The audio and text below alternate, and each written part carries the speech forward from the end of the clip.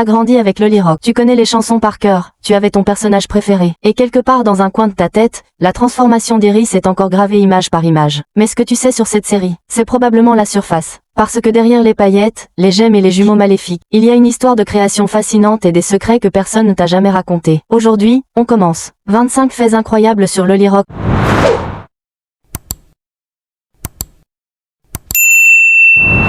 Fait 1. L'anime qui a tout déclenché. Tout commence avec un homme. Jean-Louis Van de Stock, co-créateur de la série, a grandi en France dans les années 80 à regarder des animes japonais, diffusés sur les chaînes françaises. Dragon Ball, Les Mystérieuses Cités d'Or, Cobra.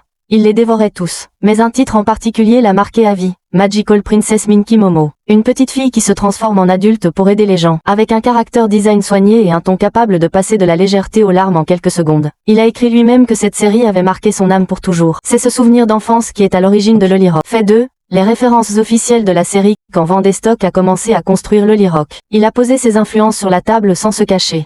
Pour la partie magie et transformation, Sailor Moon, Wedding Peach et Pretty Cure. Pour la carrière musicale des filles, Gem and the Hologram.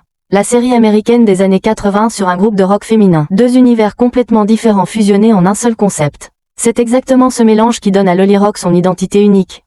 Magical Girl japonaise, pop star occidentale. Fait 3. Le co-créateur et le papa des Totally Spies Jean-Louis Van de Stock n'était pas seul. Son co-créateur, c'est David Michel, le même David Michel qui avait créé les Totally Spies quelques années plus tôt. Et si tu regardes les deux séries côte à côte, tu commences à comprendre pourquoi l'énergie est aussi similaire. Le trio de filles, les missions impossibles, l'humour léger mêlé à des enjeux plus sérieux. Ce n'est pas un hasard. C'est une signature de créateur qu'on retrouve des années plus tard dans Loli Rock. Fait 4. Iris devait avoir des pouvoirs de glace quand Marathon Media a commencé le développement visuel de la série. Le brief initial donné au designer était très précis. Dessiner une princesse extraterrestre adolescente avec des pouvoirs de glace et de cristal. Ce n'est qu'à partir de là que le character designer Bertrand Todesco a commencé à construire Iris. Le concept de départ était donc bien différent de ce qu'on a vu à l'écran. Les pouvoirs de lumière et de magie rose sont venus après, lors du développement créatif. Fait 5. Iris est inspirée d'une actrice de Gossip Girl pour dessiner Iris. Todesco avait d'abord pensé à une héroïne aux cheveux sombres. Mais les producteurs voulaient une fille blonde pour le rôle principal. Il s'est alors tourné vers Jenny Humphrey, le personnage joué par Taylor Momsen dans la série Gossip Girl. Ce visage, cette allure, c'est là qu'Iris a trouvé sa forme finale. Un personnage de série télévisée américaine pour adolescents comme modèle d'une princesse magique française. On n'aurait pas parié là-dessus. Fait 6. La robe d'Iris était verte à l'origine. Une fois le visage d'Iris défini, Todesco devait habiller la princesse. Il a choisi une robe verte, inspirée d'une tenue portée par Blake Lively. Le rendu était élégant, le design fonctionnait. Mais les producteurs ont mis leur veto, le vert ne fonctionnait pas pour le merchandising. Les jouets, les accessoires, les vêtements dérivés. Tout était plus vendable en rose. Le rose s'est imposé, et c'est comme ça que la couleur la plus iconique de la série est née d'une décision commerciale, pas artistique. Fait 7. Talia était censée être asiatique dans les premiers designs. Todesco avait imaginé Talia comme une fille asiatique avec une apparence douce et amicale. Il a tout revu. Il l'a transformée en une fille noire avec une personnalité sérieuse, déterminée, presque froide. Un changement radical, pas seulement dans l'apparence, mais dans le caractère entier du personnage. Ce qui a donné naissance à la Talia qu'on connaît, rigoureuse, intense, la plus compétente du groupe sur le plan magique. Fait 8. Talia est basée sur une blogueuse française pour le design de Talia. Todesco s'est inspiré de Betty Autier, une blogueuse française de mode connue sous le nom Le Blog de Betty. Ses cheveux noirs avec une frange droite, sa garde-robe, son style vestimentaire, tout ça a été retranscrit directement dans le personnage. La prochaine fois que tu regardes Talia dans ses tenues civiles, tu regardes en réalité une version animée d'une influenceuse française des années 2010. Fait 9. Oriana inspirée d'Ariana Grande. Mais pas celle qu'on croit pour construire Oriana. Les designers ne se sont pas inspirés d'Ariana Grande, la chanteuse pop qu'on connaît aujourd'hui. Ils se sont inspirés d'Ariana Grande, l'actrice, plus précisément du personnage de Kat Valentine qu'elle jouait dans la série Victorious sur Nickelodeon. Une fille extravertie, imprévisible, drôle, qui dit des choses complètement décalées avec le plus grand sérieux. Exactement le registre d'Oriana dans la série. 2. Ariana Grande pour le prix d'une.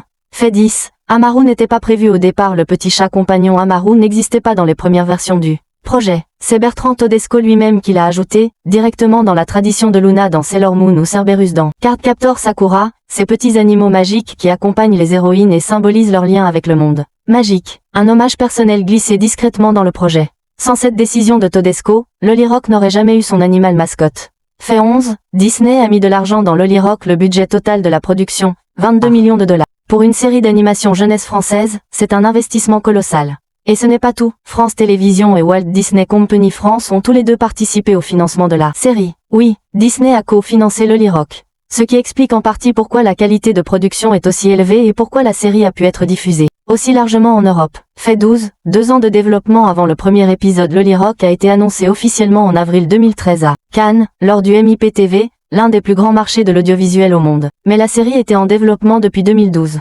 2 ans de travail, de design, de construction du monde et des personnages, avant que le premier épisode arrive sur France 3 le 18 octobre 2014, dans l'émission Ludo. 2 ans pour construire Ephédia, ses royaumes, ses gemmes, ses sorts. Ça se voit dans la cohérence de l'univers. Fait 13. L'animation n'a pas été faite en France même si Lolirock est une série française dans sa conception. Son écriture et sa direction artistique, l'animation elle-même a été sous-traitée au studio malaisien Inspidey. C'est une pratique extrêmement courante dans l'industrie de l'animation mondiale. Les studios européens conçoivent, les studios asiatiques animent, mais la quasi-totalité des spectateurs qui ont regardé la série ne le savaient pas. Fait 14. La scénariste a travaillé sur Kim Possible. Madeleine Paxson, la scénariste principale de Lolirock, n'était pas une débutante quand elle a rejoint le projet. Avant Lolirock, elle avait travaillé sur Kim Possible, la série Lilo Esperluette, Stitch et Pierre Lapin, une plume habituée aux univers fantastiques pour jeunes audiences, avec une vraie maîtrise du mélange aventure, humour, émotion. Ce bagage se ressent dans la façon dont les épisodes de Lolirock équilibrent les moments de légèreté et les arcs narratifs plus sérieux. Fait 15. Il y a 2 génériques différents. La plupart des fans francophones connaissent Rêve idéal, le générique français chanté par Cassandre Berger. Mais il existe une version anglophone complètement différente intitulée Ailleurs, interprétée par Yasmine Shah. 2 génériques, 2 ambiances, mais le même univers. Toute la bande originale de la série a été composée par Norbert Gilbert, et toutes les chansons de la série existent dans les 2 langues, un travail de localisation musicale considérable. Fait 16, 52 épisodes et une diffusion sur Netflix. La série compte exactement 52 épisodes d'environ 22 minutes répartis sur 2 saisons. Après sa diffusion initiale sur France 3 dans la case Ludo, Lolirock a atterri sur Netflix. Ce passage sur la plateforme mondiale a transformé une série jeunesse française en phénomène international, touchant des fans en Europe, en Amérique latine, en Asie. Des générations de fans qui n'ont jamais entendu parler de France 3 connaissent Lolirock grâce à Netflix. Fait 17. Les yeux des personnages ont une forme d'étoile. Regarde attentivement les yeux des personnages dans la série. Leur iris n'est pas ronde comme dans la plupart des dessins animés. Elle a une forme d'étoile. Ce n'est pas un accident, les producteurs avaient spécifiquement demandé ce détail dès le début du développement visuel. L'objectif était de rendre chaque personnage immédiatement reconnaissable, même en miniature sur un petit écran ou sur du merchandising. Un détail infime qui participe à l'identité visuelle de toute la série. Fait 18. Iris a 2 symboles, les autres n'en ont qu'un dans la série. Chaque princesse possède un symbole magique personnel. Talia a le diamant, Oriana a sa propre marque. Mais Iris en possède 2, un cœur et une étoile à 4 branches. Les producteurs ont confirmé que c'est entièrement délibéré. Iris est l'héritière de la famille royale qui gouverne l'ensemble de la planète Ephédia, pas un simple royaume, mais la planète entière. 2 symboles pour une souveraineté absolue. Un détail que la majorité des spectateurs n'a jamais remarqué consciemment, mais qui est là depuis le premier épisode. Fait 19. Les runes EAC sont de vraies runes vikings dans les sorts. Les décors du monde d'Ephédia et les symboles magiques de la série. On voit régulièrement apparaître des inscriptions mystérieuses. Ces runes ne sont pas inventées de toutes pièces par les créateurs. Ce sont de vraies runes vikings, un alphabet ancestral scandinave utilisé il y a plus de 1000 ans, recyclé et intégré dans l'univers de Lolirock comme si elles avaient toujours appartenu à Ephédia. Certains fans l'ont réalisé en faisant des recherches. La grande majorité ne l'a jamais su. Fait 20. Gramorr devait être l'oncle d'Iris dans les toutes premières versions du projet. Gramorr n'était pas le seigneur obscur mystérieux qu'on connaît. Il était décrit comme l'oncle maléfique d'Iris, un membre de la famille royale qui avait trahi son propre sang pour s'emparer du trône. Il avait emprisonné le roi et la reine et envoyé ses 2 neveux jumeaux sur Terre pour contrer les princesses. Les scénaristes ont complètement abandonné cette direction. La raison officielle, ça le rendait trop prévisible, trop cliché. En effaçant ce lien familial, Gramorr est devenu bien plus inquiétant. Fait 21. Méphisto et Praxina perdent toujours pour la même raison. Méphisto et Praxina ont une faille narrative que tous les spectateurs ont ressenti sans forcément l'articuler. Ils ne retiennent jamais leurs erreurs. Chaque épisode, ils tiennent les princesses à leur merci. Chaque épisode, ils s'amusent trop longtemps avec leur proie avant de conclure. Et c'est toujours exactement ça qui cause leur défaite, une distraction, un jeu, un excès de confiance au mauvais moment. Les scénaristes l'ont construit ainsi volontairement. Leur arrogance est leur talon d'Achille, épisode après épisode. Sans qu'ils n'apprennent jamais. Fait 22. Talia s'entraîne depuis l'enfance à cause d'un traumatisme. Talia n'est pas sérieuse par nature. Elle est sérieuse parce qu'elle a vécu quelque chose d'horrible étant enfant. Gramorr a attaqué le royaume de Xeri et a enlevé sa grande sœur Isira sous ses yeux. Elle n'a rien pu faire. Ce moment de totale impuissance l'a transformée. Depuis ce jour-là, elle s'entraîne sans relâche, perfectionne ses sorts, refuse de se laisser distraire.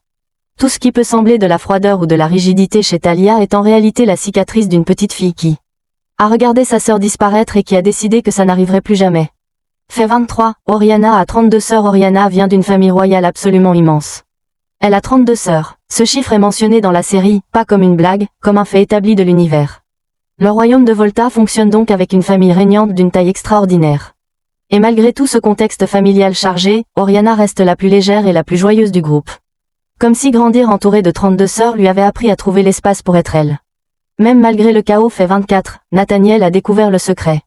Et l'a oublié Nathaniel, le meilleur ami et crush d'Iris, a failli tout savoir. Dans l'épisode où Iris remonte le temps pour stopper les jumeaux, Nathaniel découvre la vérité complète, les Lollyrock sont des princesses magiques d'une autre planète. Mais à la fin de l'épisode, le voyage temporel efface tout. Seuls Iris, Mephisto et Praxina gardent le souvenir de cette aventure.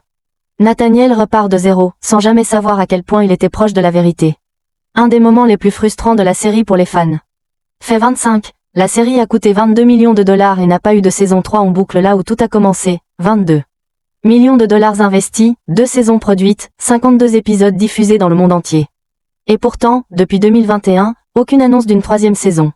La série s'est arrêtée sur une fin en suspens, avec des questions encore ouvertes. Des personnages dont on n'a pas vu le destin final. Une fanbase entière qui attend encore. Peut-être qu'un jour on aura une réponse. En attendant, ces 25 faits sont tout ce qu'on a, et ils valent largement le détour.